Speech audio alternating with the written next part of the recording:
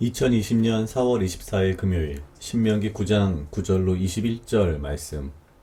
그때 내가 돌판들 곧 여호와께서 너희와 세우신 언약의 돌판들을 받으려고 산에 올라가서 40주야를 산에 거하며 떡도 먹지 아니하고 물도 마시지 아니하였더니 여호와께서 또 돌판을 내게 주셨나니 그 판의 글은 하나님이 친수로 기록하신 것이요 너희 총옛날에 여호와께서 산상불 가운데서 너희에게 이르신 모든 말씀이니라.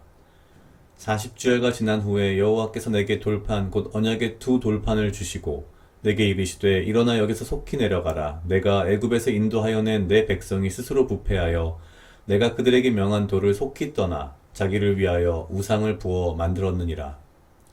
여호와께서 또 내게 일러 가라사대 내가 이 백성을 보았노라. 보라 이는 목이 곧은 백성이니라.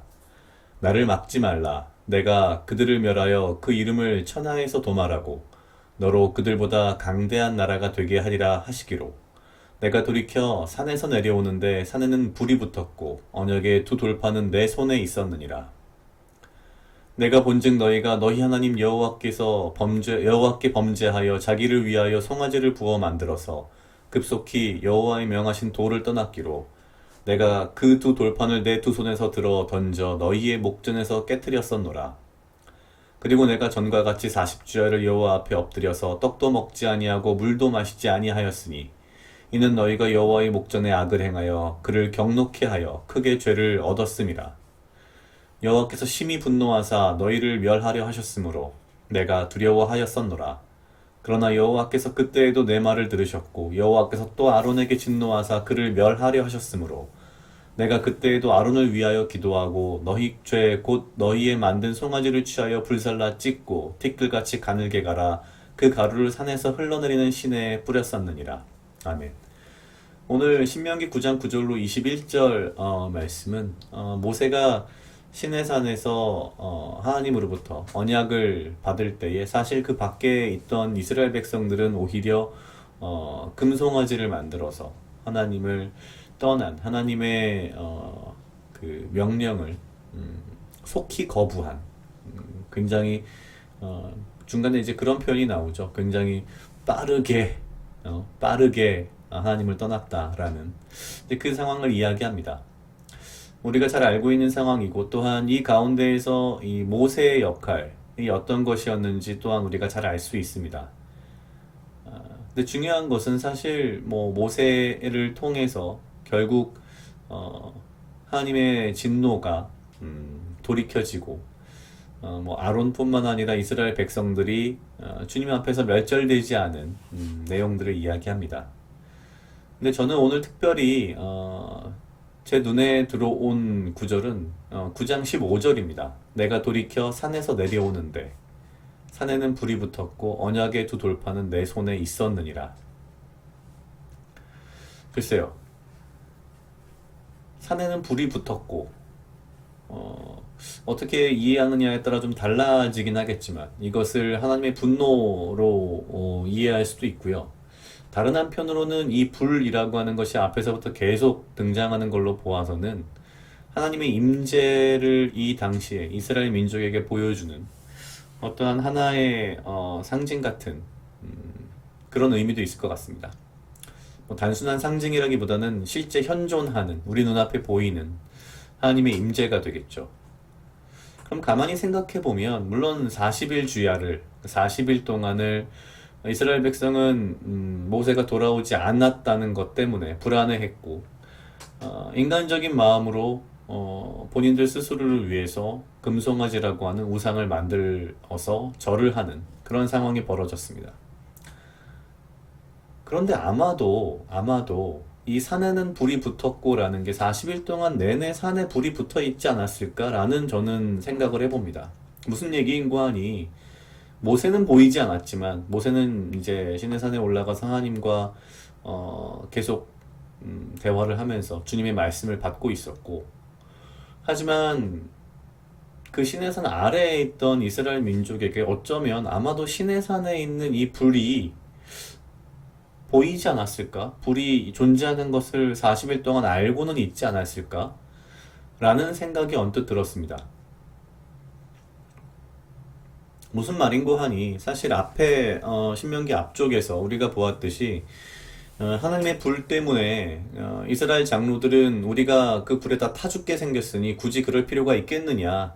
모세 당신만 먼저 가서 당신이 가서 하나님의 말씀을 받아와라. 보통 이렇게 해서 사실 지금의 이 상황이 벌어진 거죠.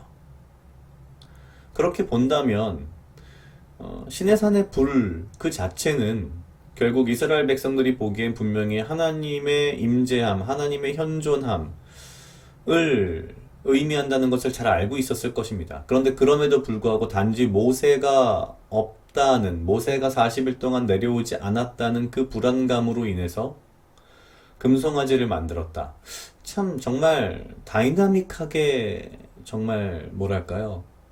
반전되는